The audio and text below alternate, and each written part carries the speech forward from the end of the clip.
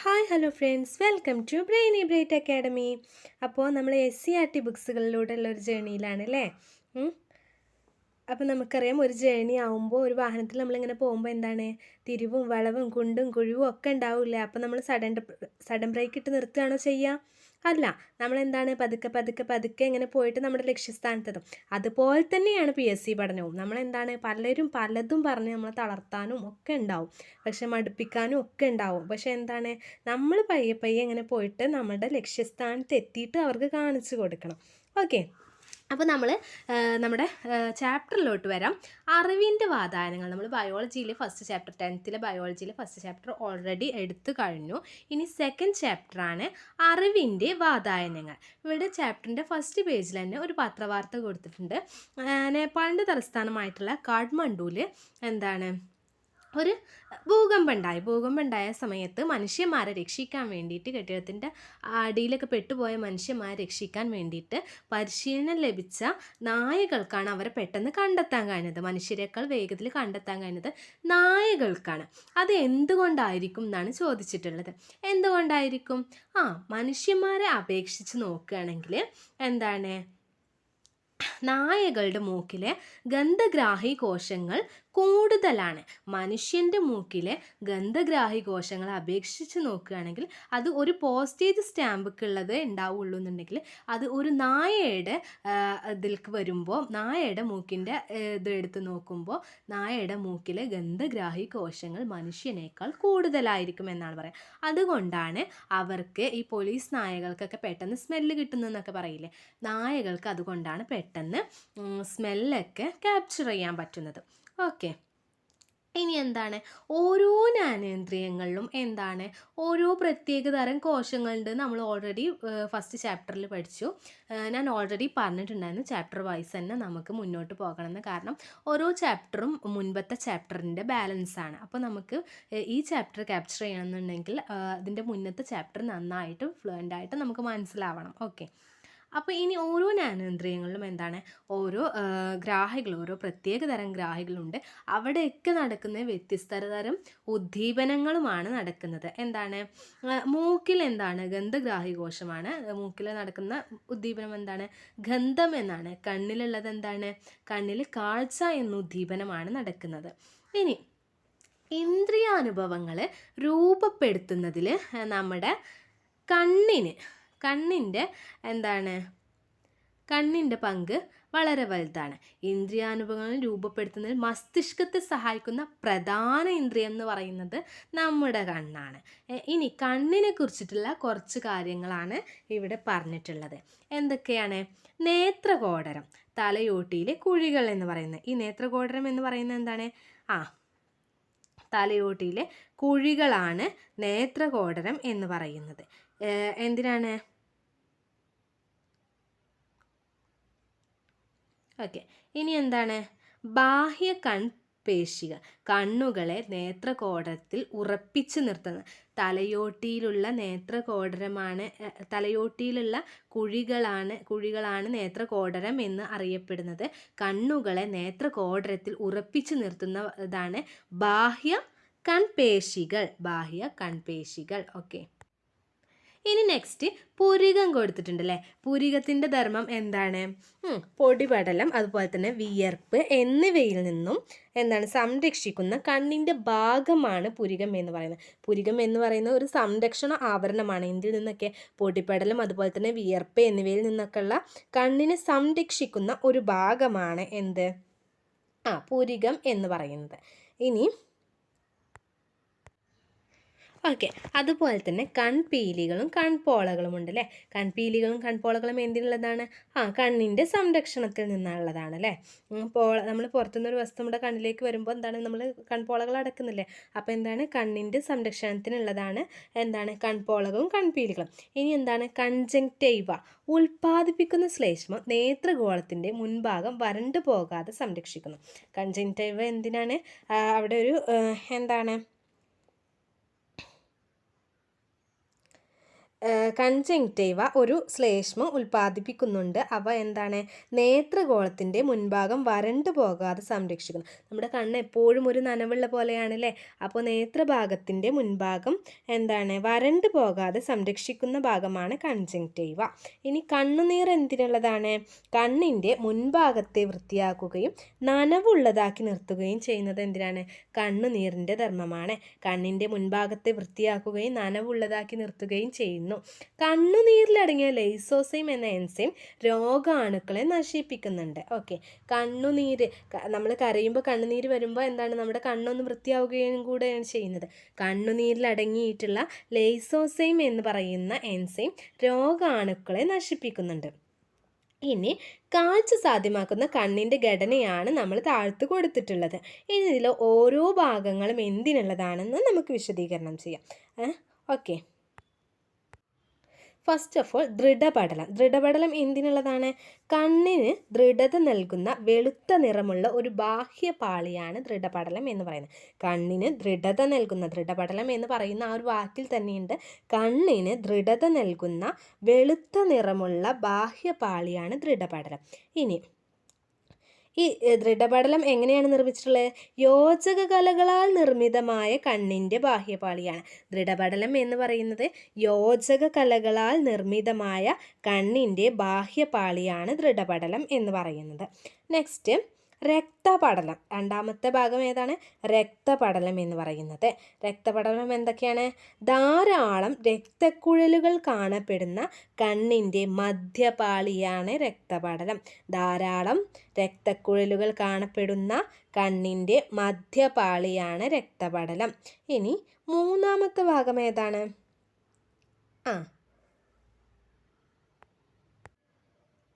Okay, നമ്മൾ ദൃഢപടലം പറഞ്ഞു, രക്തപടലം പറഞ്ഞു. ഇനി റെറ്റിനയാണല്ലേ പറയാനുള്ളത്. റെറ്റിനയാണ് നമുക്ക് പറയാനുള്ളത്. ഓക്കെ, റെറ്റിന എന്ന് പറഞ്ഞു കഴിഞ്ഞാൽ എന്താണ്? പ്രകാശഗ്രാഹികൾ കാണപ്പെടുന്ന ആന്തരപാളിയാണ് റെറ്റിന അല്ലെങ്കിൽ ദൃഷ്ടിപടലം. ഓക്കെ, പ്രകാശഗ്രാഹികൾ കാണപ്പെടുന്ന ആന്തരപാളിയാണ് ദൃഷ്ടിപടലം അല്ലെങ്കിൽ ദൃഷ്ടിപടലം അല്ലെങ്കിൽ റെറ്റിന എന്ന് പറയുന്നത്. ഈ ദൃഷ്ടിപടലത്തിൻ്റെ മുൻഭാഗത്തുള്ള സുതാര്യവും മുന്നോട്ട് തള്ളിയതുമായ ഭാഗം അല്ലെങ്കിൽ പ്രകാശരശ്മികളെ കണ്ണിലേക്ക് പ്രവേശിപ്പിക്കുന്ന ഭാഗമാണ് ആര്? നമ്മുടെ കോർണിയ എന്ന് പറയുന്നത്. ദൃഷ്ടിപടലത്തിൻ്റെ അല്ലെങ്കിൽ റെറ്റിനയുടെ എന്താണ്? മുൻഭാഗത്തുള്ള സുതാര്യവും മുന്നോട്ട് തള്ളിയതുമായിട്ടുള്ള ഭാഗം, അതായത് പ്രകാശരശ്മികളെ കണ്ണിലേക്ക് പ്രവേശിപ്പിക്കുന്ന ഭാഗമാണ് നമ്മുടെ കോർണിയ. കോർണിയ മനസ്സിലായല്ലോ. കോർണിയ എന്ന് പറഞ്ഞാൽ എന്താണ്? പടലത്തിൻ്റെ മുൻഭാഗത്തുള്ള സുതാര്യവും മുന്നോട്ട് തള്ളിയതുമായ ഭാഗമാണ്. പ്രകാശരശ്മികളെ കണ്ണിലേക്ക് പ്രവേശിപ്പിക്കുന്ന ഭാഗം കൂടിയാണ് നമ്മുടെ കോർണിയ എന്ന് പറയുന്നത്. ഇനി നെക്സ്റ്റ് ഏത് ഭാഗമാണ്? കൺജങ്ക്റ്റൈവ എന്ന് പറഞ്ഞാൽ എന്താണ്? ദൃഢപടലത്തിൻ്റെ മുൻവശത്ത്. കൺജങ്ക്റ്റൈവ പറഞ്ഞു കഴിഞ്ഞാൽ എന്താണ്? ദൃഢപടലത്തിൻ്റെ മുൻവശത്തെ കോർണിയ ഒഴികെയുള്ള ഭാഗങ്ങളെ ആവരണം ചെയ്ത് സംരക്ഷിക്കുന്ന സ്ഥലമാണ് എന്ത്? നമ്മുടെ കൺജങ്ക്റ്റൈവ എന്ന് പറയുന്നത്. ഈ ഒരു യെല്ലോ കളറിൽ കാണപ്പെടുന്ന ദൃഢപടലത്തിൻ്റെ മുൻവശത്തെ കോർണിയ ഒഴികെയുള്ള ഭാഗങ്ങളെ ആവരണം ചെയ്ത് സംരക്ഷിക്കുന്ന സ്ഥലമാണ് കൺജങ്ക്റ്റൈവ എന്ന് പറയുന്നത്. ഇനി നെക്സ്റ്റ് ഏതാണ് നോക്കാം. ഐറിസ്. കൺജങ്ക്റ്റൈവയും കോർണിയയും കഴിഞ്ഞ് കഴിഞ്ഞാൽ എന്താ നമ്മൾ പഠിക്കാൻ പോകുന്നത്? ഐറിസ് എന്ന് പറഞ്ഞാൽ കോർണിയയുടെ ഐറിസ് എന്ന് പറഞ്ഞു കഴിഞ്ഞാൽ ഇവിടെയല്ല കോർണിയ ഉള്ളത്.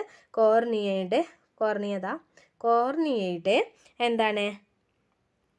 പിൻഭാഗത്തായി കാണുന്ന രക്തപടലത്തിൻ്റെ, കോർണിയയുടെ പിൻഭാഗത്തേക്ക് നോക്കുക, ഭാഗത്തായി കാണപ്പെടുന്ന രക്തപടലത്തിൻ്റെ ഭാഗം മെലാനിൻ എന്ന വർണ്ണവസ്തുവിൻ്റെ സാന്നിധ്യം ഇരുണ്ട നിറം നൽകുന്ന ഭാഗം കൂടിയാണ് ഐറിസ് എന്ന് പറയുന്നത്.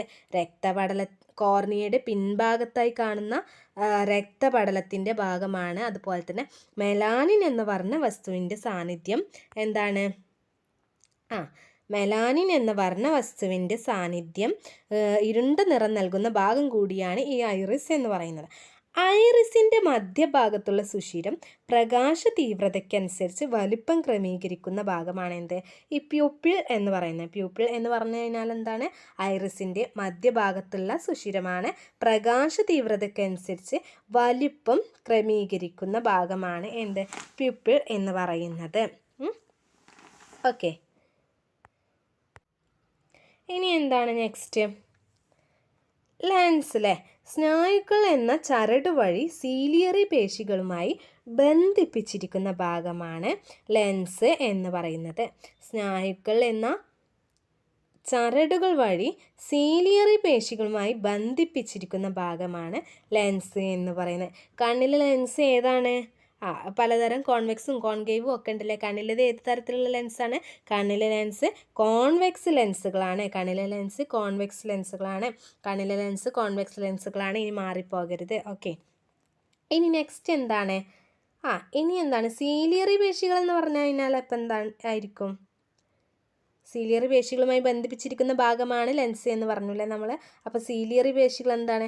ലെൻസിനെ ചുറ്റിയുള്ള വൃത്താകൃതിയിലുള്ള പേശികളാണ്. ഇവയുടെ സങ്കോചവും വിശ്രമാവസ്ഥ പ്രാപിക്കലും ലെൻസിൻ്റെ വക്രത ക്രമീകരിക്കുന്നുണ്ട്. എന്താണ് സീലിയറി പേശികൾ എന്ന് പറഞ്ഞു കഴിഞ്ഞാൽ എന്താണ്? സീലിയറി പേശികളുമായി സ്നായുക്കൾ എന്ന ചരടുകൾ വഴി സീലിയറി പേശികളുമായി ബന്ധിപ്പിച്ചിരിക്കുന്ന ഭാഗമാണ് ലെൻസ് എന്ന് നമ്മൾ ഓൾറെഡി പറഞ്ഞു കഴിഞ്ഞു. അപ്പോൾ ഈ സീലിയറി പേശികൾ എന്താണ്? ലെൻസിനെ ചുറ്റിയുള്ള വൃത്താകൃതിയുള്ള പേശികളാണ്. ഇവയുടെ സങ്കോചവും അല്ലെങ്കിൽ എന്താണ് വിശ്രമാവസ്ഥ പ്രാപിക്കലും ലെൻസിൻ്റെ വക്രത ക്രമീകരിക്കുന്നുണ്ട്. ലെൻസിൻ്റെ വക്രത ക്രമീകരിക്കുന്നത് എന്താണ്? സീലിയറി പേശികളുടെ എന്താണ് സങ്കോചവും വിശ്രമാവസ്ഥയുമാണ് ലെൻസിൻ്റെ വക്രത ക്രമീകരിക്കുന്നത്. ഇനി നമുക്ക് എന്താണ് പഠിക്കാനുള്ളത്? പീതബിന്ദു അല്ലേ. ഇനി പീതബിന്ദുവാണ് ഇതിൽ പറയാനുള്ളത്. റെറ്റിനയിൽ പ്രകാശഗ്രാഹി കോശങ്ങൾ കൂടുതലായി കാണപ്പെടുന്ന ഭാഗം പ്രതിബിംബത്തിന് ഏറ്റവും തെളിവുള്ളതുമായ ഭാഗമാണ് എന്ത്? പീതബിന്ദു എന്ന് പറയുന്നത്. എന്താണ് പീതബിന്ദു?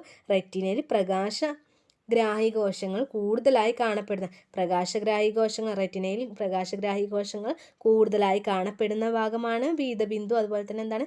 പ്രതിബിംബത്തിന് ഏറ്റവും തെളിമയുള്ളതും ഇവിടെയാണ്, പീതബിന്ദുവിലാണ്. ഇനി നെക്സ്റ്റ് അന്ധബിന്ദു എന്ന് പറയും. അന്ധബിന്ദുവിൽ എന്താ പറയുന്നത്? റെറ്റിനയിൽ നിന്ന് നേത്രനാഡി ആരംഭിക്കുന്ന ഭാഗത്തെയാണ് നമ്മൾ അന്ധബിന്ദു എന്ന് പറയുന്നത്. എന്താണ്? റെറ്റിനയിൽ നിന്ന് നേത്രനാഡി ആരംഭിക്കുന്ന ഭാഗത്തെയാണ് നമ്മൾ അന്ധബിന്ദു എന്ന് പറഞ്ഞത്. ഇവിടെ പ്രകാശഗ്രാഹികളില്ലാത്തതിനാൽ കാഴ്ചയില്ല. അന്ധത അങ്ങനെ പറയുമ്പോൾ തന്നെ നമുക്ക് മനസ്സിലാവും. ഒരു അന്ധം ഇല്ലാത്ത ആ ഒരു ഭാഗത്തെ നമ്മൾ പറയുന്നത് അന്ധബിന്ദു. ഇനി എന്താണ്? ഇനി നമുക്കതിൽ പഠിക്കാനുള്ളത് നേത്രനാഡി കൂടിയാണ്. പ്രകാശഗ്രാഹി കോശങ്ങളിൽ നിന്നുള്ള ആവേഗങ്ങളെ മസ്തിഷ്കത്തിലെ കാഴ്ചയുടെ കേന്ദ്രത്തിലേക്ക് കൊണ്ടുപോകുന്നു നേത്രനാഡി. ഓരോ നാഡിക്കും ഓരോ ധർമ്മമുണ്ടെന്ന് നമ്മൾ മുൻപത്തെ ചാപ്റ്ററിൽ പഠിച്ചു. സംവേദന നാഡി, സമ്മിശ്ര നാഡി, അങ്ങനെ ഒരുപാട് നാഡികളെ കുറിച്ച് പഠിച്ചു. ഇവിടെ പ്രകാശഗ്രാഹി കോശങ്ങളിൽ നിന്നുള്ള ആവേഗങ്ങളെ മസ്തിഷ്കത്തിലെ കാഴ്ചയുടെ കേന്ദ്രത്തിലേക്ക് കൊണ്ടുപോകുന്നതാണ് നേത്രനാഡി.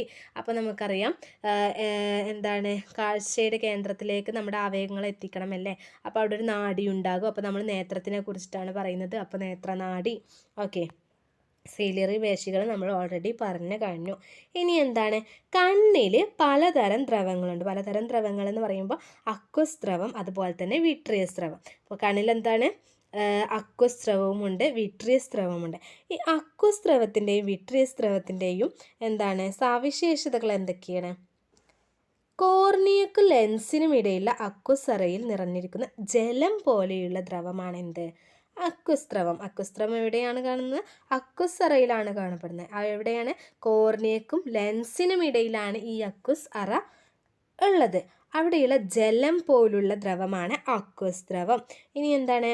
അക്വസ് ദ്രവത്തിൻ്റെ സവിശേഷതകൾ എന്തൊക്കെയാണെന്ന് നോക്കാം. രക്തത്തിൽ നിന്ന് രൂപം കൊണ്ട് രക്തത്തിലേക്ക് തന്നെ പുനരാകിരണം ചെയ്യപ്പെടുന്നു. അക്വസ് ദ്രവത്തിൻ്റെ പ്രത്യേകത എന്താണ്? രക്തത്തിൽ നിന്ന് രൂപം കൊണ്ട് രക്തത്തിലേക്ക് തന്നെ പുനരാകിരണം ചെയ്യപ്പെടുന്നു. മൂപ്പരാൾ മാന്യനാണല്ലേ. രക്തത്തിൽ നിന്ന് പോയാൽ തിരിച്ച് രക്തത്തിലേക്ക് തന്നെ തിരിച്ചു വരുന്നുണ്ട് അല്ലേ. കണ്ണിലെ കലകൾക്ക് ഓക്സിജനും പോഷണവും നൽകുന്ന കണ്ണിലെ ദ്രവം. ആൾ സൂപ്പറാണല്ലോ. എന്താണ്? കണ്ണിലെ കലകൾക്ക് ഓക്സിജനും എന്താണ് പോഷണവും നൽകുന്ന കണ്ണിലെ ദ്രവമാണ് എന്ത്? ഈ അക്വസ് ദ്രവം എന്ന് പറയുന്നത്. മൂപ്പര് എന്താണ്? രക്തത്തിൽ നിന്ന് പോയാൽ തിരിച്ച് രക്തത്തിലേക്ക് തന്നെ പുനരാകിരണം ചെയ്യുന്നുമുണ്ടല്ലേ. ഇനി വിട്രിയസ് ദ്രവം. വിട്രിയസ് ദ്രവം എന്ന് പറഞ്ഞാൽ എന്താ? ലെൻസിനും റെറ്റിനയ്ക്കും ഇടയിലുള്ള വിട്രിയസ് അറയിൽ നിറഞ്ഞിരിക്കുന്ന ജെല്ലി പോലുള്ള ദ്രവമാണ് എന്ത്? വിട്രിയസ് ദ്രവം എന്ന് പറയുന്നത്. അക്വസ് ദ്രവം എവിടെയായിരുന്നു? കോർണിയക്കും ലെൻസിനും ഇടയ്ക്ക് ഉള്ള അക്വസ് അറയിൽ. ഓക്കെ, മാറിപ്പോരുത്. വിട്രിയസോ? ലെൻസിനും റെറ്റിനയ്ക്കും ഇടയിലുള്ള വിട്രിയസ് അറയിലാണ് വിട്രിയസ് ദ്രവം ഉള്ളത്. ഇനി ഈ വിട്രിയസ് ദ്രവത്തിൻ്റെ പ്രത്യേകത എന്താണ്? ജെല്ലി പോലുള്ള ദ്രവമാണ്. അക്വ വാട്ടർ എന്നൊക്കെ നമ്മൾ പറയില്ല. അപ്പോൾ അക്വസ് ദ്രവം വാട്ടർ പോലെയാണ്, വെള്ളം പോലെയാണ്, ജലം പോലെയാണ്, അങ്ങനെ നമ്മൾ പഠിക്കുക. അക്വ വാട്ടർ എന്ന് പറഞ്ഞിട്ട് എന്താണ്, ഓരോ കമ്പനി വാട്ടറുകളൊക്കെ ഇല്ലേ, എന്താണ് അതുപോലെ തന്നെ അക്വസ് ദ്രവം. അപ്പോൾ ജലം പോലെയാണ്, അങ്ങനെ ഓരോ കോഡ് ഭാഷയിൽ പഠിച്ചെടുക്കുക. ഓക്കെ, ഇനി വിട്രിയസ് ദ്രവം അപ്പോൾ എന്താണ്? ജലത്തിനേക്കാൾ കുറച്ച് കട്ടിയുണ്ട്, എന്താണ്, ജെല്ലി പോലെയാണ്. ഇനി കണ്ണിൻ്റെ ആകൃതി നിലനിർത്താൻ സഹായിക്കുന്ന ദ്രവമാണ് വിട്രിയസ് ദ്രവം. കണ്ണിന് ഓക്സിജനും എന്താണ് പോഷണങ്ങളും മാത്രം കൊടുത്താൽ മതിയോ? കണ്ണിൻ്റെ ആകൃതി അതുപോലെ നിലനിർത്തണ്ടേ?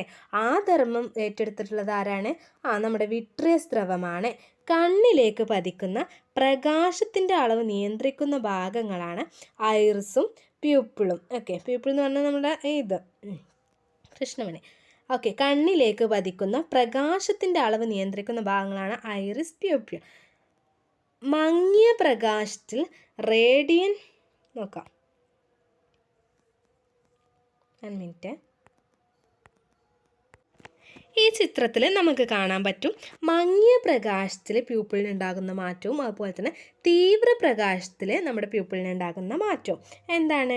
മങ്ങിയ പ്രകാശത്തിൽ എന്താണ് കൃഷ്ണമണി വികസിക്കുന്നു, പ്യൂപ്പിൾ വികസിക്കുന്നു. അതെന്തുകൊണ്ടാണ്? റേഡിയൻ പേശികൾ സങ്കോചിക്കുന്നതിനാലാണ് അവിടെ മങ്ങിയ പ്രകാശത്തിൽ പ്യൂപ്പിളുകൾ എന്താണ് വികസിക്കുന്നത്. ഇനി തീവ്രപ്രകാശത്തിൽ വലയപേശികൾ സങ്കോചിക്കുന്നതിനാലാണ് പ്യൂപ്പിൾ എന്താണ് ചുരുങ്ങുന്നത്. നമുക്കറിയാം, നമ്മുടെ തീവ്രപ്രകാശം നല്ലൊരു മിസ്റ്റർ ലൈറ്റ് ടോർച്ചൊക്കെ നമ്മുടെ കണ്ണിലേക്ക് അടിച്ചു കഴിഞ്ഞാൽ നമ്മുടെ കണ്ണ് അടയൂലേ? അപ്പോൾ എന്താണ് നമ്മുടെ കൃഷ്ണമണി ചുരുങ്ങിപ്പോകുന്നത്. അവിടെ ഏത് പേശികളാണ് സങ്കോചിക്കുന്നത്? വലയപേശികളാണ് സങ്കോചിക്കുന്നത്. മറ്റേടത്ത് റേഡിയൻ പേശികളായിരുന്നു സങ്കോചിച്ചിരുന്നത്. അപ്പോൾ പ്യൂപ്പിളിൻ്റെ വലിപ്പം ക്രമീകരിക്കുന്നതിൽ റേഡിയൻ പേശികൾ അതുപോലെ തന്നെ വലയ പേശികളുടെയും പ്രവർത്തനത്തിലൂടെയാണ്. ഇനി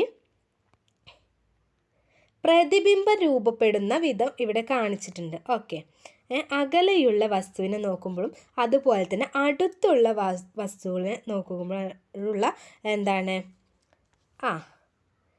വ്യത്യാസം ഈ ഭാഗത്ത് കൊടുത്തിട്ടുണ്ട്. എന്തൊക്കെയാണ്? അടുത്തുള്ള വസ്തുവിനെ നോക്കുമ്പോൾ എന്താണ്? സീലിയറി പേശികൾ സങ്കോചിക്കുന്നുണ്ട്. സീലിയറി പേശികൾ എന്താണ്? സങ്കോചിക്കുന്നുണ്ട്. സ്നായുക്കൾ അയയുന്നു. അടുത്തുള്ള വസ്തുക്കളെ നോക്കുമ്പോഴുള്ള കാര്യമാണ് പറയുന്നത്. എന്താണ്? സീലിയറി പേശികൾ സങ്കോചിക്കുന്നു, സ്നായുക്കൾ അയയുന്നു. അതുപോലെ തന്നെ ലെൻസിൻ്റെ വക്രത കൂടുന്നു, ഫോക്കസ് ദൂരം കുറയുന്നു. ലെൻസിൻ്റെ വക്രത കൂടുന്നു, ഫോക്കസ് ദൂരം കുറയുന്നു. ഇനി അകലെയുള്ള വസ്തുക്കളെയാണ് നമ്മൾ നോക്കുന്നതെങ്കിലോ? അകലെയുള്ള വസ്തുക്കളെയാണ് നോക്കുന്നതെങ്കിൽ നേരെ ഓപ്പോസിറ്റ് അല്ലേ? സീലിയറി പേശികൾ എന്താണ്? വിശ്രമാവസ്ഥയിലേക്ക്, അവിടെ സങ്കോചിക്കുകയാണ് ചെയ്തത്. അടുത്തുള്ള വസ്തുവിനെ നോക്കുമ്പോൾ സങ്കോചിക്കുകയാണ് ചെയ്തതെങ്കിൽ അകലെയുള്ള വസ്തുവിനെ നോക്കുമ്പോൾ എന്താണ്? സീലിയറി പേശികൾ വിശ്രമാവസ്ഥയിലാകുന്നുണ്ട്. അതുപോലെ തന്നെ സ്നായുക്കൾ വലിയുന്നു. അവിടെ എന്തായിരുന്നു? സ്നായുക്കൾ അയയായിരുന്നു ചെയ്തിരുന്നത്. ഇനി ലെൻസിൻ്റെ വക്രത കുറയുന്നുണ്ട്. അതുപോലെ തന്നെ ലെൻസിൻ്റെ വക്രത കുറയുമ്പോൾ എന്താ ഉണ്ടാവുക? ഫോക്കസ് ദൂരം കൂടും. ഓക്കെ, ഇനി നെക്സ്റ്റ്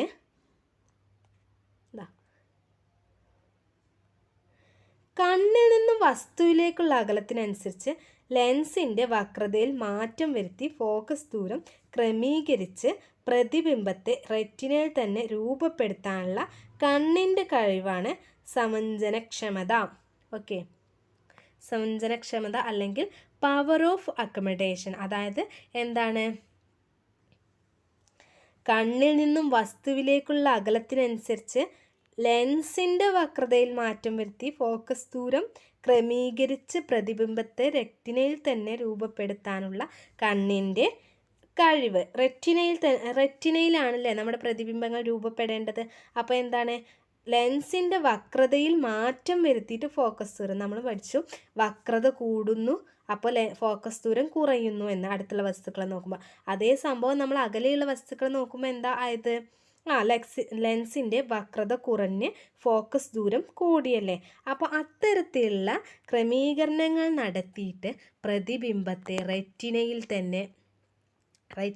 തന്നെ എന്താണ് രൂപപ്പെടുത്താനുള്ള കണ്ണിൻ്റെ കഴിവിനെയാണ് നമ്മൾ സമഞ്ജനക്ഷമത എന്ന് പറയുന്നത്. അതായത് പവർ ഓഫ് അക്കോമഡേഷൻ. ഇനി എന്താണ്?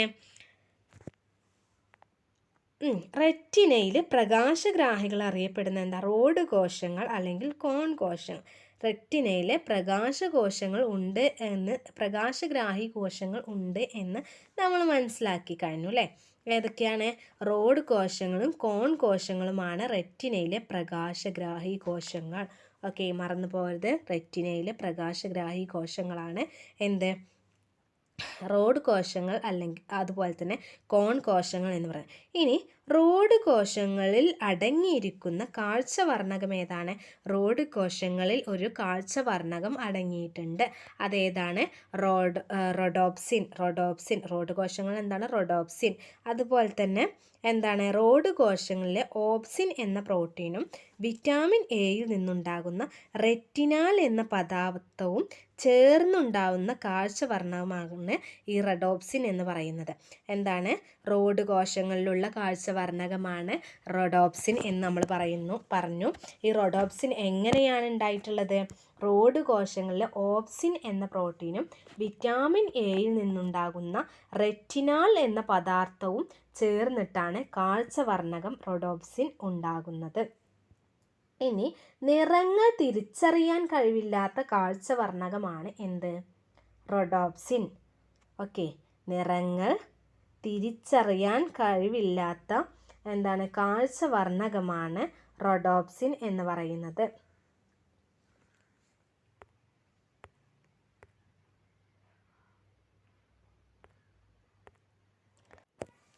ഓക്കെ, നെക്സ്റ്റ് എന്താണ്? മങ്ങിയ വെളിച്ചത്തിൽ കാഴ്ച സാധ്യമാക്കുന്ന കാഴ്ചവർണ്ണകമാണ് റോഡോപ്സിൻ എന്ന് പറയുന്നത്. ഇനി എന്താണ്?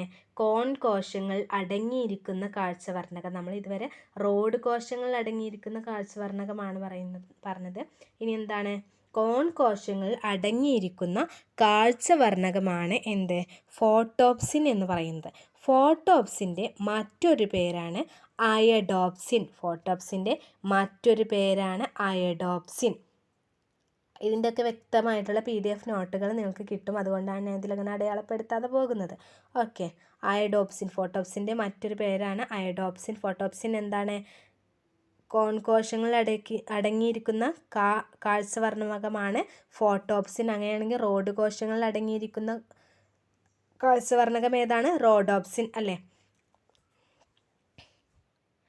കോൺ കോശങ്ങൾ ഓപ്സിൻ, റെറ്റിനാൽ എന്നീ ഘടകങ്ങൾ ചേർന്നുണ്ടായിരിക്കുന്ന കാഴ്ചവർണ്ണകമാണ് ഫോട്ടോപ്സിൻ. അതായത് അയഡോപ്സിൻ എന്ന് പറയുന്നത് എന്താണ്?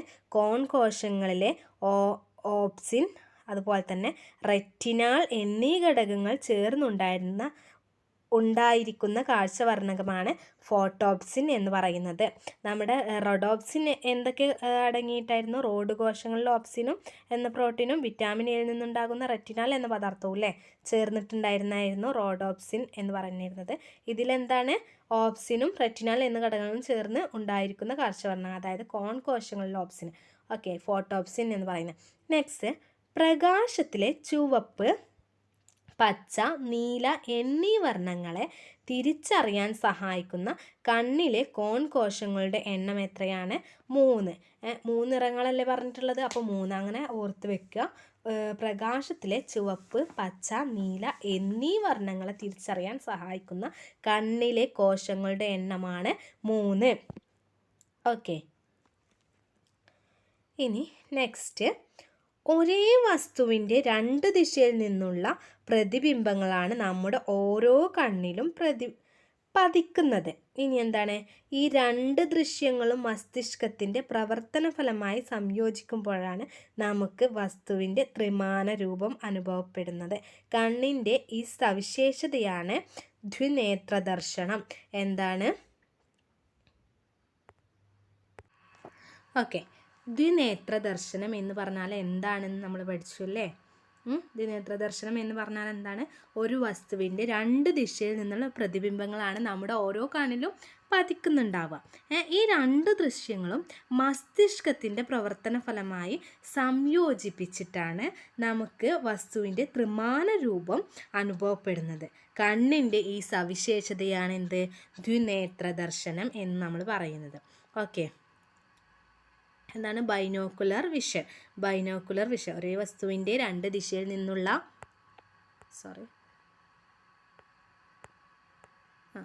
ഒരേ വസ്തുവിൻ്റെ രണ്ട് ദിശയിൽ നിന്നുള്ള പ്രതിബിംബങ്ങളാണ് നമ്മുടെ ഓരോ കണ്ണിലും പതിക്കുന്നത്. ഈ രണ്ട് ദൃശ്യങ്ങളും മസ്തിഷ്കത്തിൻ്റെ പ്രവർത്തന ഫലമായി സംയോജിക്കുമ്പോഴാണ് നമുക്ക് വസ്തുവിൻ്റെ ത്രിമാന രൂപം അനുഭവപ്പെടുന്നത്.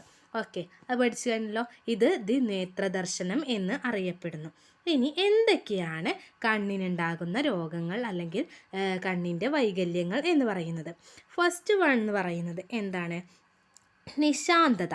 നിശാന്തത എന്ന് പറഞ്ഞു കഴിഞ്ഞാൽ എന്താണ്? എന്തിൻ്റെ കുറവ് മൂലമാണ് നമ്മൾ നിശാന്തത ഉണ്ടാകുന്നത്? വിറ്റാമിൻ എയുടെ ലഭ്യത കുറയുമ്പോൾ റെറ്റിനാലിൻ്റെ അളവ് കുറയുകയും റോഡോപ്സിൻ പുനർനിർമ്മാണം തടസ്സപ്പെടുകയും ചെയ്യും. റോഡോപ്സിൻ്റെ എന്താണ്? പുനർനിർമ്മാണം തടസ്സപ്പെടുകയും ചെയ്യും.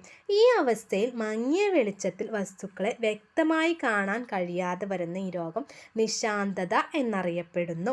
നമ്മൾ റോഡോപ്സിൻ കോശങ്ങളെ കുറിച്ച് പഠിച്ചപ്പോൾ പഠിച്ച ഒരു കാര്യമാണ്, കാഴ്ചവർണ്ണകത്തെ കുറിച്ച് പറഞ്ഞപ്പോൾ നമ്മൾ പറഞ്ഞു മങ്ങിയ വെളിച്ചത്തിൽ കാഴ്ച സാധ്യമാക്കുന്ന കാഴ്ചവർണ്ണകമാണ് എന്ത്? റോഡോപ്സിൻ എന്ന് പറയുന്നത്. ഈ റോഡോപ്സിൻ്റെ പുനർനിർമ്മാണം തടസ്സപ്പെടുമ്പോൾ മങ്ങിയ വെളിച്ചത്തിൽ വസ്തുക്കളെ വ്യക്തമായി കാണാൻ കഴിയാതെ വരുന്ന അവസ്ഥയാണ് നിശാന്തത. എന്തുകൊണ്ടാണ് റോഡോപ്സിൻ്റെ പുനർനിർമ്മാണം തടസ്സപ്പെടുന്നത്? വിറ്റാമിൻ എയുടെ ലഭ്യത കുറയുമ്പോൾ റെറ്റിനാലിൻ്റെ അളവ് കുറയുകയും ചെയ്തു കഴിഞ്ഞാൽ എന്താണ്ടാവുക? റോഡോപ്സിൻ്റെ പുനർനിർമ്മാണം തടസ്സപ്പെടും. ഈ പുനർനിർമ്മാണം തടസ്സപ്പെട്ട് കഴിഞ്ഞാൽ മങ്ങിയ വെളിച്ചത്തിൽ വസ്തുക്കളെ വ്യക്തമായി കാണാൻ കഴിയില്ല. അങ്ങനെ കാണാൻ കഴിയാതെ വരുന്ന ആ അവസ്ഥയാണ് നമ്മൾ എന്തെന്ന് പറയുന്നത്? നിശാന്തത എന്ന് പറയുന്നത്. ഓക്കെ, ഇനി നെക്സ്റ്റ് സീറോഫ്താൽമിയ. സീറോഫ്താൽമിയ എന്ന് പറയുന്നത് എന്താണ്? സീറോഫ്താൽമിയ എന്ന് പറയുന്നത് വിറ്റാമിൻ എയുടെ തുടർച്ചയായ അഭാവമുണ്ടായ നേത്രാവരണവും കോർണിയയും വരണ്ട് കോർണിയ അദാര്യമായി തീരുന്ന അവസ്ഥ. വിറ്റാമിൻ എയുടെ തുടർച്ചയായ അഭാവമുണ്ടായാൽ, വിറ്റാമിൻ എയുടെ ലഭ്യത കുറയുമ്പോൾ എന്നാണ് മറ്റൊരുത്ത് പറഞ്ഞത്. ഇവിടെ തുടർച്ചയായി അഭാവം ഉണ്ടാകുമ്പോൾ അല്ലെങ്കിൽ ലഭ്യത കുറഞ്ഞു കഴിഞ്ഞാൽ നേത്രാവരണവും കോർണിയയും വരണ്ട് കോർണിയ അദാര്യമായി തീരുന്ന രോഗാവസ്ഥയാണ് സീറോഫ്താൽമിയ എന്ന് പറയുന്നത്. ഇനി നെക്സ്റ്റ് വർണ്ണാന്തത. വർണ്ണാന്തത എന്ന് പറയുമ്പോൾ അതിൽ തന്നെ ഉണ്ട് വർണ്ണം അല്ലെങ്കിൽ കളർ. അപ്പോൾ ആ കളർ സംബന്ധമായിട്ടുള്ള എന്തോ ഒരു സംഭവമാണല്ലേ? കോൺ കോശങ്ങളുടെ തകരാറ് മൂലം ചിലർക്ക് ചുവപ്പും പച്ചയും നിറങ്ങൾ തിരിച്ചറിയാൻ കഴിയില്ല. വേർതിരിച്ചറിയാൻ കഴിയില്ല. ഇത്തരം അവസ്ഥയെ പറയുന്നതാണ് വർണ്ണാന്തത, colour blindness. Next glaucoma. Glaucoma എന്ന് പറഞ്ഞു കഴിഞ്ഞാൽ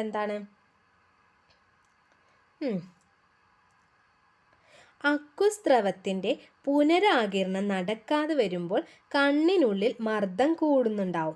അക്കുസ്രവത്തിൻ്റെ പുനരാകിരണം നടക്കാതെ വരുമ്പോൾ കണ്ണിനുള്ളിൽ മർദ്ദം കൂടുകയും റെറ്റിനയും പ്രകാശകോശങ്ങൾക്കും നാശമുണ്ടാക്കി അന്ധതയിലേക്ക് നയിക്കുന്ന രോഗമാണ് ഗ്ലോക്കോമ എന്ന് പറയുന്നത്.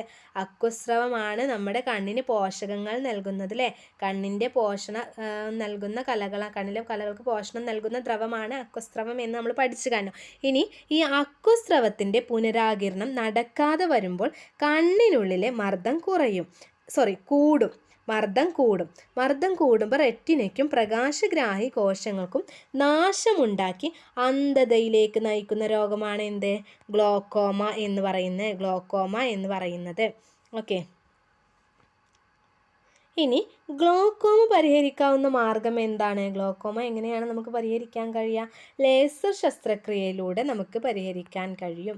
ലേസർ ശസ്ത്രക്രിയയിലൂടെ ഗ്ലോക്കോമ നമുക്ക് പരിഹരിക്കാൻ കഴിയും. ലേസർ ശസ്ത്രക്രിയയിലൂടെ നമുക്ക് പരിഹരിക്കാൻ കഴിയും. ഓക്കെ, നെക്സ്റ്റ് തിമിരം. തിമിരം എന്താണ്? കണ്ണിലെ ലെൻസ് അതാര്യമാക്കുന്നത് മൂലം കാഴ്ച നഷ്ടപ്പെടുന്ന അവസ്ഥയാണ് തിമിരം എന്ന് പറയുന്നത്. കണ്ണിലെ ലെൻസ് അതാര്യമാകുന്നത് മൂലം കാഴ്ച നഷ്ടപ്പെടുന്ന അവസ്ഥയാണ് തിമിരം.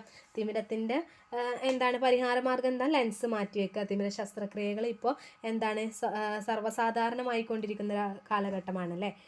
ഓക്കെ, ഇനി ചെങ്കണ്ണ് ഇപ്പോൾ ഒരു സീസൺ ഇപ്പം കഴിഞ്ഞേ ഉള്ളൂ അല്ലേ ചെങ്കണ്ണിൻ്റെ. ഓക്കെ, ചെങ്കണ്ണ് എന്ന് പറയുന്നത് എന്താണ്? കൺജങ്ക്റ്റിവയെ ബാധിക്കുന്ന അണുബാധ കാരണം ഉണ്ടാകുന്ന രോഗാവസ്ഥയാണ് ചെങ്കണ്ണ്. ഇംഗ്ലീഷിൽ അതിന് എന്താ പറയുക? കൺജങ്ക്റ്റൈവിറ്റിസ്. ഓക്കെ, അപ്പോൾ അതിൽ തന്നെ ഉണ്ട് എന്താണ്? കൺജങ്ക്റ്റിവയെ ബാധിക്കുന്ന എന്താണ് അണുബാധ കാരണം ഉണ്ടാകുന്ന രോഗാവസ്ഥയാണ് എന്താണ് ചെങ്കണ്ണ് എന്ന് പറയുന്നത്. ബാക്ടീരിയ, വൈറസ് തുടങ്ങിയ രോഗകാരികളാണ് ഇത് പരത്തുന്നത്. സ്പർശനത്തിലൂടെയും മറ്റുമാണ് ഈ രോഗം എന്താണ് പടരുന്നത്. ബാക്ടീരിയ, വൈറസ് മൂലമാണെന്ന് പറയുമ്പോൾ തന്നെ നമുക്കറിയാം നമ്മുടെ സമ്പർക്കം മൂലമാണ് അല്ലെങ്കിൽ സ്പർശനം മൂലമാണ് അത് പകരുന്നത് എന്നുള്ളത് അല്ലേ. എന്താണ്? കൺജങ്ക്റ്റിവയെ ബാധിക്കുന്ന അണുബാധ കാരണം ഉണ്ടാകുന്ന രോഗാവസ്ഥയാണ്. ഇനി കണ്ണിൻ്റെ ആരോഗ്യ സംരക്ഷണം. കണ്ണിൻ്റെ ആരോഗ്യം എങ്ങനെയൊക്കെയാണ് നമ്മൾ ഉറപ്പുവരുത്തുന്നത്? ഓക്കെ, കണ്ണിൻ്റെ ആരോഗ്യനില നമ്മൾ എങ്ങനെയൊക്കെയാണ് സംരക്ഷിക്കുന്നത്? കണ്ണിന് വിശ്രമം കൊടുക്കണം അല്ലേ. കൂടുതലായിട്ട് നമ്മൾ ഫോൺ അല്ലെങ്കിൽ എന്താണ് കമ്പ്യൂട്ടറൊക്കെ ഉപയോഗിക്കുമ്പോൾ നമ്മുടെ കണ്ണിന് എന്താണ് പ്രശ്നങ്ങളുണ്ടാകും. ഇത്ര ഉപകരണങ്ങൾ തുടർച്ചയായി ഉപയോഗിച്ചുണ്ടാക്കുന്ന ആ ഒരു പ്രശ്നത്തെ നമ്മൾ എന്താ പറയുക? കമ്പ്യൂട്ടർ വിഷൻ സിൻഡ്രോം എന്നാണ് പറയുക. കമ്പ്യൂട്ടർ വിഷൻ സിൻഡ്രോം എന്താണ്? മുഖ്യ ലക്ഷണങ്ങൾ എന്തൊക്കെയാണെന്നറിയോ? കണ്ണിങ്ങനെ വരളും. കണ്ണിന് എപ്പോഴും ഇങ്ങനെ നനവുള്ള ഒരു അവസ്ഥയാണ് കണ്ണിന് നമ്മൾ തുടക്കത്തിൽ പറഞ്ഞു അല്ലേ. പക്ഷേ കണ്ണ് വരളുക, അതുപോലെ തന്നെ തലവേദന, കണ്ണിന് അമിത സമ്മർദ്ദം, ഇതൊക്കെ എന്താണ്? കമ്പ്യൂട്ടർ വിഷൻ സിൻഡ്രോമിൻ്റെ ലക്ഷണങ്ങളാണ്. എന്തുകൊണ്ടാണ് ഈ കമ്പ്യൂട്ടർ വിഷൻ സിൻഡ്രോം വരുന്നത്? കമ്പ്യൂട്ടർ, ഫോണ്, സെൽഫോണ് അങ്ങനത്തെ അല്ലെങ്കിൽ ടാബ്ലറ്റ് അങ്ങനത്തെ എന്താണ് കൂടുതലായിട്ട് ഉപയോഗിക്കുന്നതാണ്. അപ്പോൾ നമ്മൾ കണ്ണിൻ്റെ കാര്യങ്ങൾ പൂർണ്ണമായിട്ടും പറഞ്ഞു, കണ്ണിൻ്റെ അസുഖങ്ങൾ പറഞ്ഞു, കണ്ണിലെ പേശികൾ പറഞ്ഞു, ഒക്കെ പറഞ്ഞു അല്ലേ. ഇനി നെക്സ്റ്റ് നമ്മൾ പഠിക്കാൻ പോകുന്നത് ചെവിയാണ്. ഓക്കെ, ചെവിയിൽ എന്താ? ശബ്ദഗ്രാഹികളുണ്ട്. കണ്ണിൽ കാഴ്ചഗ്രാഹികൾ ഉണ്ട് എന്ന് പറഞ്ഞതുപോലെ തന്നെ ചെവിയിൽ എന്താ? ശബ്ദഗ്രാഹികളുണ്ട്. ശരീര തുലനനില പാലിക്കുന്നതിനും ചെവി സഹായിക്കുന്നുണ്ട്. ഇനി എന്തൊക്കെയാണ്?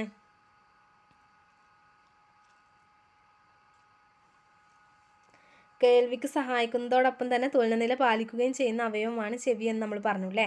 ഇനി ചെവിയുടെ ഭാഗങ്ങളാണ് ഇവിടെ കൊടുത്തിട്ടുള്ളത്.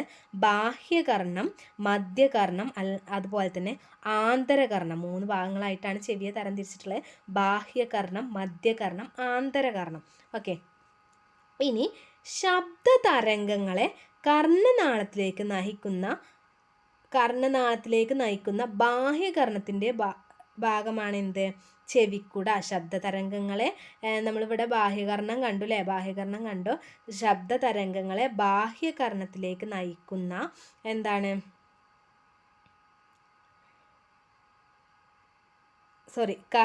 ശബ്ദതരംഗങ്ങളെ കർണനാളത്തിലേക്ക് നയിക്കുന്ന ബാഹ്യകർണത്തിൻ്റെ ഭാഗമാണ് ചെവിക്കുട, അതായത് ചെവിക്കുട അല്ലെങ്കിൽ പിന്ന.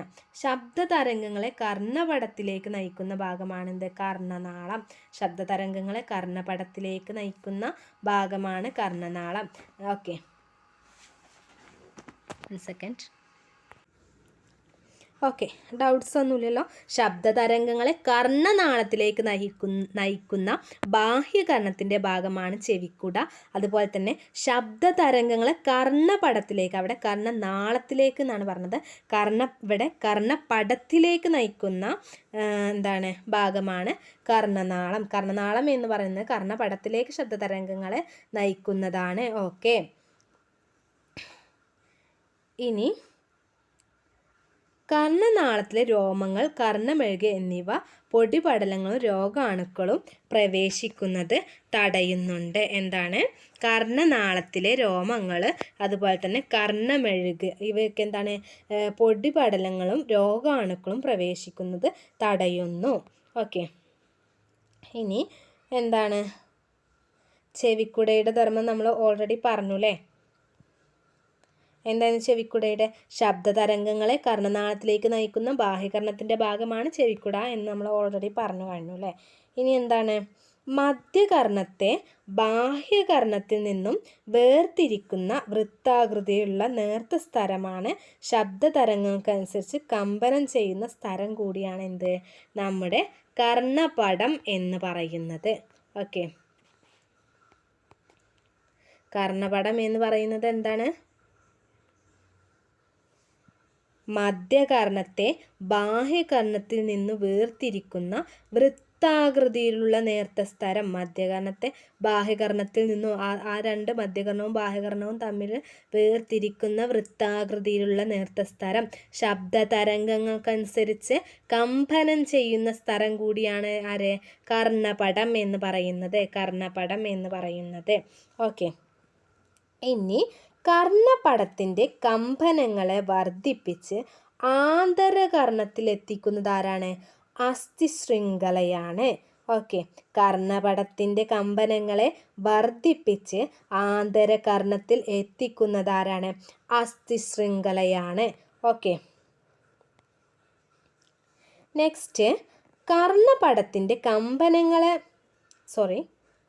മധ്യകർണത്തെ ഗ്രസനിയുമായി ബന്ധിപ്പിച്ചിരിക്കുന്ന കർണപടത്തിൻ്റെ ഇരുവശത്തെയും മർദ്ദം തുല്യമാക്കി കർണപടത്തെ സംരക്ഷിക്കുകയും ചെയ്യുന്ന ഭാഗമാണ് എന്ത്? യൂസ്റ്റേഷ്യൻ നാളി എന്ന് പറയുന്നത്. യൂസ്റ്റേഷ്യൻ നാളി എന്ന് പറഞ്ഞു കഴിഞ്ഞാൽ എന്താണ്? മധ്യകർണത്തെ ഗ്രസനിയുമായി ബന്ധിപ്പിച്ചിരിക്കുന്നു യൂസ്റ്റേഷ്യൻ നാളി. പിക്ചർ നോക്കിക്കഴിഞ്ഞാൽ നമുക്ക് മനസ്സിലാവും. ഓക്കെ. കർണപടത്തിൻ്റെ ഇരുവശത്തെയും മർദ്ദം തുല്യമാക്കി കർണപടത്തെ സംരക്ഷിക്കുന്നു യൂസ്റ്റേഷ്യൻ നാളി. ഓക്കെ. ഇനി മധ്യകർണത്തിലെ പ്രധാന അസ്ഥികൾ ഏതൊക്കെയാണ്? മധ്യകർണത്തിലെ പ്രധാന അസ്ഥികൾ ഏതൊക്കെയാണ്? Malleus, incus, stapes. ഓക്കെ. മധ്യകർണത്തിലെ പ്രധാന അസ്ഥികളാണ് malleus, incus, stapes. Malleus, stapes, incus ആ ഒരു ഓർഡറിൽ പഠിക്കാം. ഓക്കെ. അർദ്ധവൃത്താകാര കുഴലുകൾ, വെസ്റ്റിബ്യൂൾ, കോക്ലിയ എന്നിവ ഏത് കർണത്തിൻ്റെ മുഖ്യഭാഗങ്ങളാണെന്നറിയോ? അപ്പോൾ നമ്മൾ ഏതൊക്കെ കർണമാണ് പറഞ്ഞത്? ഏതൊക്കെ കർണമുണ്ടെന്നാണ് പറഞ്ഞത്? ബാഹ്യകർണം, മധ്യകർണം, ആന്തരകർണം. അതിൽ ബാഹ്യകർണവും മധ്യകർണവും നമ്മൾ പറഞ്ഞു കഴിഞ്ഞു. ഇനി ആന്തരകർണമാണ് പറയാനുള്ളത്. അപ്പോൾ ഈ അർദ്ധവൃത്താകാര കുഴലുകളും വെസ്റ്റിബ്യൂൾ അതുപോലെ തന്നെ കോക്ലിയ എന്നിവ ഏത് കർണത്തിൻ്റെ മുഖ്യഭാഗങ്ങളായിരിക്കും? ആന്തരകർണത്തിൻ്റെ മുഖ്യഭാഗങ്ങളാണ്. ഓക്കെ. സ്തര അറയ്ക്കുള്ളിൽ നിറഞ്ഞിരിക്കുന്ന ദ്രവമാണ് എൻഡോലിംഫ് ദ്രവം. സ്തര അറയ്ക്കുള്ളിൽ നിറഞ്ഞിരിക്കുന്ന ദ്രവമാണ് എൻഡോലിംഫ് ദ്രവം എന്ന് പറയുന്നത്. സ്തര അറയ്ക്കും അസ്ഥി അറയ്ക്കും ഇടയിൽ നിറഞ്ഞിരിക്കുന്ന ദ്രവം ഏതാണ്? പെരിലിംഫ്. സ്തര അറയ്ക്കുള്ളിൽ നിറഞ്ഞിരിക്കുന്ന ദ്രവമാണ് എൻഡോലിംഫ്. സ്തര അറയ്ക്കും എന്താണ്? അസ്ഥി അറയ്ക്കും ഇടയിൽ നിറഞ്ഞിരിക്കുന്ന ദ്രവമാണ് പെരിലിംഫ് ദ്രവം എന്ന് പറയുന്നത്. ഇനി ശരീര തുലന നില പാലിക്കാൻ സഹായിക്കുന്ന ആന്തരകർണത്തിലെ ഭാഗങ്ങൾ ഏതൊക്കെയാണെന്നറിയാവോ? അർദ്ധവൃത്താകാര കുഴലുകളും വെസ്റ്റിബ്യൂളും. ശരീര തുലന നില പാലിക്കാൻ സഹായിക്കുന്ന ആന്തരകർണത്തിലെ ഭാഗങ്ങളാണ് അർദ്ധവൃത്താകാര കുഴലുകളും അതുപോലെ തന്നെ വെസ്റ്റിബ്യൂളും. ഓക്കെ. ഇനി നമുക്ക് കോക്ലിയയെക്കുറിച്ച് പറയാം. കേൾവിക്ക് സഹായിക്കുന്ന ആന്തരകർണത്തിലെ ഭാഗമാണ് കോക്ലിയ എന്ന് പറയാം. ആന്തരകർണത്തെക്കുറിച്ചാണല്ലോ നമ്മൾ ഇതുവരെ പറഞ്ഞുകൊണ്ടിരുന്നത്. അപ്പോൾ കേൾവിക്ക് സഹായിക്കുന്ന ആന്തരകർണത്തിലെ ഭാഗമാണ് കോക്ലിയ എന്ന് പറയുന്നത്. സ്റ്റേപ്പിസിനോട് ചേർന്നിരിക്കുന്ന എന്താണ്? സ്തരം. അസ്ഥി ശൃംഖലയിലെ കമ്പനം ആന്തരകർണത്തിലേക്ക് വ്യാപിപ്പിക്കുന്ന ഭാഗമാണ് ഓവൽ വിൻഡോ എന്ന് പറയുന്നത്. ഓക്കെ, കോക്ലിയയിലേക്ക് ഒന്നും കൂടെ തിരിച്ചു വരാം.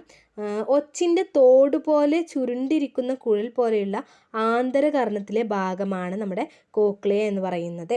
ഒച്ചിൻ്റെ തോട് പോലെ ചുരുണ്ടിരിക്കുന്ന കുഴൽ പോലെയുള്ള ആന്തരകർണത്തിലെ ഭാഗമാണ് കോക്ലിയ എന്ന് പറയുന്നത്.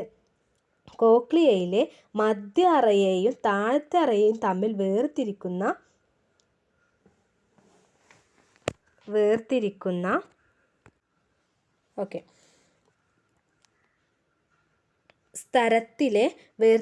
സ്ഥലത്തിലെ സവിശേഷ രോമകോശങ്ങളാണ് ശബ്ദഗ്രാഹികളായി പ്രവർത്തിക്കുന്നത്.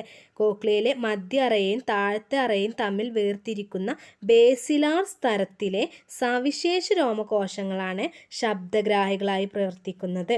ഓക്കെ, ഇനി നെക്സ്റ്റ് എന്താണ്? നമ്മൾ ഓൾറെഡി പറഞ്ഞ കാര്യമാണ്. സ്റ്റേപ്പിസിനോട് ചേർന്നിരിക്കുന്ന സ്ഥലം അസ്ഥിശൃംഖലയിലെ കമ്പനം ആന്തരകർണത്തിലേക്ക് വ്യാപിപ്പിക്കുന്ന ഭാഗമാണ് ഓവൽ വിൻഡോ. ഇനി കോക്ലിയക്കകത്തുള്ള ദ്രവത്തിൻ്റെ ചലനത്തെ സഹായിക്കുന്ന ഭാഗമാണ് റൗണ്ട് വിൻഡോ.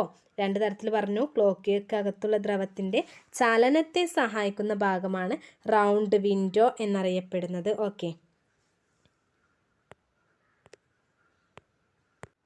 ഇനി എന്താണ്? ബേസിലാർ സ്തരവും രോമകോശങ്ങളും ചേർന്ന് അറിയപ്പെടുന്നതാണ് ഓർഗൻ ഓഫ് കോർട്ടി. ബേസിലാർ സ്തരവും രോമകോശങ്ങളും ചേർന്ന് അറിയപ്പെടുന്നതാണ് ഓർഗൻ ഓഫ് കോർട്ടി എന്ന് പറയുന്നത്. ഇനി ശബ്ദതരംഗങ്ങൾ ചെവിക്കുട വഴി ബാഹ്യകർണത്തിലൂടെ എത്തുന്ന ഈ ശബ്ദതരംഗങ്ങളെ കർണപടത്തെ ചലിപ്പിക്കുന്നു. കർണപടത്തിലെ ചലനം അസ്ഥിശൃംഖലയെ ചലിപ്പിക്കുന്നു. ഇത് കോക്ലിയയിലെ ദ്രവത്തിൻ്റെ ചലനത്തിന് കാരണമാകും. കോക്ലിയയിലെ ദ്രവത്തിൻ്റെ ചലനത്തിന് കാരണമാകും. ഈ കോക്ലിയയിലെ ഓർഗൻ ഓഫ് കോർട്ടിയായി രോമകോശങ്ങൾ ഉത്തേജിപ്പിക്കപ്പെടുകയും ഈ രോമകോശങ്ങൾ ആവേഗങ്ങൾ സൃഷ്ടിക്കപ്പെടുകയും ചെയ്യുന്നു. രോമകോശങ്ങൾ ഉത്തേജിപ്പിക്കപ്പെടുകയും ആവേഗങ്ങൾ സൃഷ്ടിക്കപ്പെടുകയും ചെയ്യുന്നു. ഈ ആവേഗങ്ങൾ ശ്രവണനാഡി വഴി സെറിബ്രത്തിലേക്ക് എത്തിയിട്ട് കേൾവി എന്ന അനുഭവം സാധ്യമാക്കുന്നു. അങ്ങനെയാണ് ഈ ഫ്ലോ ചാർട്ട് പോകുന്നത്. ഓക്കെ, ഇനി ശരീരത്തിൽ നില പാലിക്കാൻ സഹായിക്കുന്ന അവയവമാണ് ചെവി എന്ന് നമ്മൾ ഓൾറെഡി പറഞ്ഞു കഴിഞ്ഞു. ഇനി ചെവിക്ക് ഘടനാപരമായ രോഗങ്ങളോ തകരാറുകളോ സംഭവിച്ചോർ ഇത് പരിഹരിക്കാൻ ചെവിക്ക് പിന്നിലോ ചെവിക്കുള്ളിലോ ഘടിപ്പിക്കുന്ന ചെറിയ ഇലക്ട്രോണിക് ഉപകരണമാണ് ശ്രവണസഹായി എന്ന് പറയുന്നത്. Okay,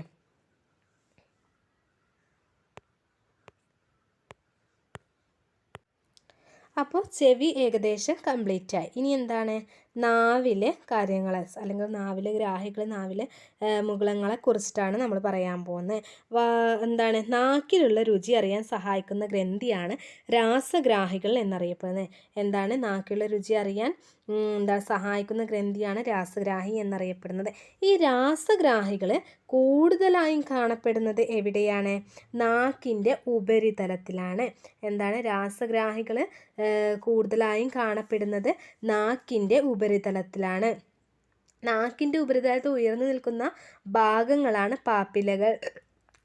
okay, പാപ്പിലകൾ. നാക്കിൻ്റെ ഉപരിതലത്തിൽ ഉയർന്നു നിൽക്കുന്ന ഭാഗങ്ങൾ അറിയപ്പെടുന്നത് പാപ്പിലകൾ.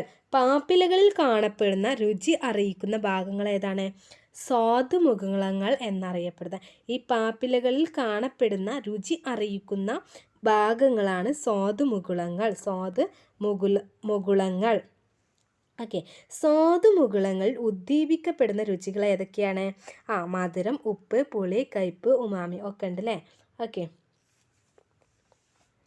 ഇനി ഓരോ സ്വാദുമുകുളങ്ങളിലും വ്യത്യസ്തമായ രുചികൾ തിരിച്ചറിയാൻ സഹായിക്കുന്ന ഗ്രാഹികളുണ്ട്. ഓരോ സ്വാദുമുകുളത്തിലും വ്യത്യസ്തമായ രുചികൾ തിരിച്ചറിയാൻ സഹായിക്കുന്ന ഗ്രാഹികളുണ്ട്. അങ്ങനെ ഇല്ലെങ്കിൽ ഉപ്പും പുളിയൊക്കെ നമുക്ക് ഒരേ ടേസ്റ്റായിട്ട് തോന്നുമല്ലേ? അപ്പോൾ അത്തരം ഗ്രാഹികളാണ് രാസഗ്രാഹികൾ എന്നറിയപ്പെടുന്നത്. ഇനി ജപ്പാനീസ് ഭാഷയിൽ സന്തോഷകരമായിട്ടുള്ളത് എന്നർത്ഥം വരുന്ന പദമാണ് ഉമാമി. ജപ്പാനീസ് ഭാഷയിൽ ഉമാമി എന്നുള്ളത് കേട്ടപ്പോൾ തന്നെ മനസ്സിലായില്ലേ? ഷാങ് ഷൂയിൻ എന്ന് പറയുന്നത് പോലെ ഒരിത് കേട്ടപ്പോൾ തന്നെ നമുക്ക് മനസ്സിലായില്ലേ മറ്റേതൊരു ഭാഷയാണെന്നുള്ളത്? ജപ്പാനീസ് ഭാഷയെ സന്തോഷകരമായിട്ടുള്ളത് എന്നർത്ഥം വരുന്ന പദമാണ് ഉമാമി എന്ന് പറയുന്നത്. ഓക്കെ.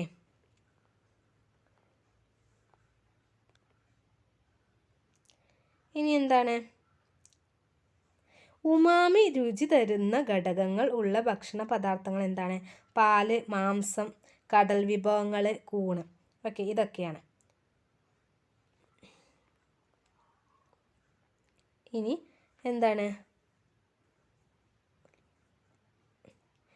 ആറാമതായി കണ്ടെത്തിയ ഒരു രുചിയാണ് ഒലിയോഗസ്റ്റസ്. ഓക്കെ, ആറാമതായി കണ്ടെത്തിയ ഒരു രുചിയാണ് ഒലിയോഗസ്റ്റസ്. ഇത് എന്തിൻ്റെ രുചിയാണ്? കൊഴുപ്പിൻ്റെ രുചിയാണ് ഒലിയോഗസ്റ്റസ് എന്ന് പറയുന്നത്. ഓക്കെ, ഇനി എന്താണ്? ഗന്ധം തിരിച്ചറിയാൻ സഹായിക്കുന്ന അവയവമാണ് മൂക്ക്. ഗന്ധം തിരിച്ചറിയാൻ സഹായിക്കുന്ന അവയവമാണ് എന്ത്? മൂക്ക്.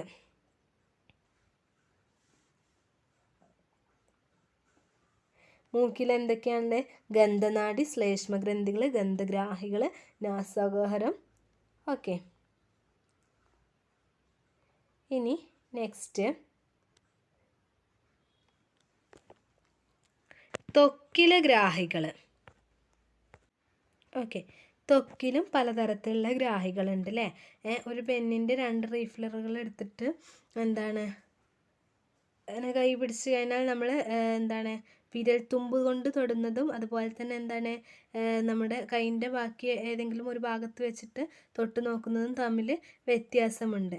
അതുപോലെ തന്നെയാണ് എന്ത് ഈ കാഴ്ചയില്ലാത്തവർ ബ്രെയിലി ലിപി വായിക്കുന്നതും. അപ്പോൾ എന്താണ് ത്വക്കിലെ ഗ്രാഹികൾ എല്ലായിടത്തും ഒരുപോലെയല്ല. ഓക്കെ, അതാണ് ത്വക്കിലെ ഗ്രാഹികളെ കുറിച്ച് പറയാനുള്ളത്. ത്വക്കിൽ ഏതൊക്കെ ഗ്രാഹികളാണുള്ളത്? വേദനഗ്രാഹിയുണ്ട്, തണുപ്പ് ഗ്രാഹിയുണ്ട്, സ്പർശഗ്രാഹിയുണ്ട്, മർദ്ദഗ്രാഹിയുണ്ട്, അതുപോലെ തന്നെ ചൂട് ഗ്രാഹികളുണ്ട്. ഇത്തരം ഗ്രാഹികളൊക്കെ നമ്മുടെ ത്വക്കിലുണ്ട്. ത്വക്കിലെ ഗ്രാഹികളെ കുറിച്ചിട്ട് അത്രയാണ് ഈ പാഠഭാഗത്തിൽ പറഞ്ഞിട്ടുള്ളത്. ഏതൊക്കെ ഗ്രാഹികളാണ്? മർദ്ദഗ്രാഹികൾ, സ്പർശഗ്രാഹികൾ, ചൂട് ഗ്രാഹികൾ, തണുപ്പ് ഗ്രാഹികൾ, വേദനഗ്രാഹികൾ. ഇതൊക്കെ ത്വക്കിലെ ഗ്രാഹികളാണെന്ന് നമുക്ക് പെട്ടെന്ന് തിരിച്ചറിയാൻ കഴിയും അല്ലേ? നാവിലെ ഗ്രാഹികൾ പോലെയാണോ ത്വക്കിലെ ഗ്രാഹികൾ? നാവിലെ ഗ്രാഹികൾ എങ്ങനെയാണ് ഉണ്ടാവുക? രുചി അറിയാൻ വേണ്ടിയിട്ടുള്ളതാണല്ലേ. അപ്പോൾ അതിനനുസരിച്ച് ഓക്കെ, ഇവിടെ എന്താണ് നമ്മുടെ ശരീരത്തിൽ വേദന അല്ലെങ്കിൽ തണുപ്പ് അതുപോലെ തന്നെ ചൂട് അതൊക്കെ നമ്മുടെ ശരീരത്തിന് അറിയാൻ വേണ്ടിയുള്ള ഗ്രാഹികളാണ്. ഓക്കെ, ഇനി വിവിധ ജീവികളിൽ വിവിധ തരത്തിലുള്ള ഗ്രാഹികളുണ്ട്. ഫസ്റ്റ് തന്നെ ഐസ് സ്പോട്ട്. പ്ലനേറിയയിൽ പ്രകാശം തിരിച്ചറിയാൻ ഉപയോഗിക്കുന്ന ഗ്രാഹിയാണ്. പ്ലനേറിയയിൽ പ്രകാശം തിരിച്ചറിയാൻ ഉപയോഗിക്കുന്ന ഗ്രാഹിയാണ് എന്ത്? Ice spot. ഓക്കെ, അതുപോലെ തന്നെ ഈച്ചയിലാണെങ്കിൽ എന്താണ്? ഒമാറ്റീഡിയ. ഓക്കെ, ഒമാറ്റീഡിയ എന്ന ധാരാളം പ്രകാശഗ്രാഹി സംവിധാനം കൂടി ചേർന്ന് എന്താണ് നിർമ്മിക്കപ്പെട്ടിട്ടുള്ളതാണ് ഈച്ചയുടെ കണ്ണുകൾ എന്ന് പറയുന്നത്, അല്ലെങ്കിൽ ഷഡ്പദത്തിൻ്റെ കണ്ണ് എന്ന് പറയുന്നത്. ആയിരക്കണക്കിന് ചെറിയ കണ്ണുകൾ ചേർന്ന് രൂപപ്പെട്ടിരിക്കുന്ന ഒമാറ്റീഡിയം എന്ന ധാരാളം പ്രകാശഗ്രാഹി സംവിധാനങ്ങൾ കൂടിച്ചേർന്നതാണ് ഷഡ്പദങ്ങളുടെ കണ്ണ് എന്ന് പറയുന്നത്. ഓക്കെ, ഇനി ശരീരത്തിൻ്റെ ഇരുവശത്തുമുള്ള പാർശ്വവരകൾക്കുള്ളിൽ തുലന നിലയിലുള്ള മാറ്റം തിരിച്ചറിയാനുള്ള ഗ്രാഹികളുള്ള ജീവി ഏതാണ്? സ്രാവ്. ക്ഷമത കൂടിയ ഗന്ധഗ്രാഹികളുള്ളത് ആർക്കാണ്? സ്രാവിനാണ്. ക്ഷമത കൂടിയ ഗന്ധഗ്രാഹികളുള്ളത് സ്രാവിനാണ്. ശരീരത്തിൻ്റെ ഇരുവശങ്ങളിലുമുള്ള പാർശ്വവരകൾക്കുള്ളിൽ തുലന നിലയിലുള്ള മാറ്റം തിരിച്ചറിയാനുള്ള ഗ്രാഹികളുള്ള ജീവിയാണെന്ത്? സ്രാവ് എന്ന് പറയുന്നത്. ജേക്കബ്സൺസ് ഓർഗൻ എന്ന് പറയുന്നത് ആരുടെയാണ്? ജേക്കബ്സൺസ് ഓർഗൻ ഏത് ജീവിയിലാണ് കാണപ്പെടുന്നത്? പാമ്പിലാണ് ജേക്കബ്സൺ ഓർഗൻ കാണപ്പെടുന്നത്. പാമ്പിൻ്റെ നാക്കിൽ പറ്റിപ്പിടിക്കുന്ന ഗന്ധകണികകൾ വായുടെ മുകൾ ഭാഗത്ത് ജേക്കബ്സൺസ് ഓർഗനിൽ എത്തുന്നു. അപ്പോൾ അവിടെയുള്ള ഗന്ധഗ്രാഹികൾ ഉത്തേജിപ്പിക്കപ്പെടുന്നു. അങ്ങനെയാണ് പാമ്പ് ഓരോന്ന് ചലനങ്ങളും കാര്യങ്ങളൊക്കെ മനസ്സിലാക്കുന്നതൊക്കെ. ജേക്കബിൻ്റെ സൺ എന്താണ്? പാമ്പിനെ വേണമെന്ന് പറഞ്ഞു എന്ന് ഓർത്ത് വെച്ചാൽ മതി. ഓക്കെ, ജേക്കബിൻ്റെ മകൻ കുറച്ചൊരു വികൃതിയാണല്ലേ ജേക്കബിൻ്റെ സണ്ണ്. അപ്പോൾ പാമ്പിനെ വേണമെന്ന് വാശി പിടിച്ചു. ഓക്കെ, അത്രയും ഓർത്ത് വെക്കാം. അപ്പോൾ ഇന്നത്തെ ചാപ്റ്റർ ഇവിടെ അവസാനിക്കുകയാണ്. ഇന്നത്തെ ക്ലാസ് എല്ലാവർക്കും മനസ്സിലായിട്ടുണ്ടാവും എന്ന് വിശ്വസിക്കുന്നു. അപ്പോൾ നെക്സ്റ്റ് ചാപ്റ്ററുമായിട്ട് വരാം. അതുവരെ നിങ്ങൾക്ക് എന്തെങ്കിലും ക്ലാസ്സിൽ എന്തെങ്കിലും മാറ്റങ്ങൾ വരുത്തേണ്ടതുണ്ടെങ്കിൽ അത് നമ്മുടെ ചാനലിൻ്റെ അടിയിൽ എഴുതി കമൻറ്റായിട്ട് എഴുതി അറിയിക്കുക. Okay, thank you.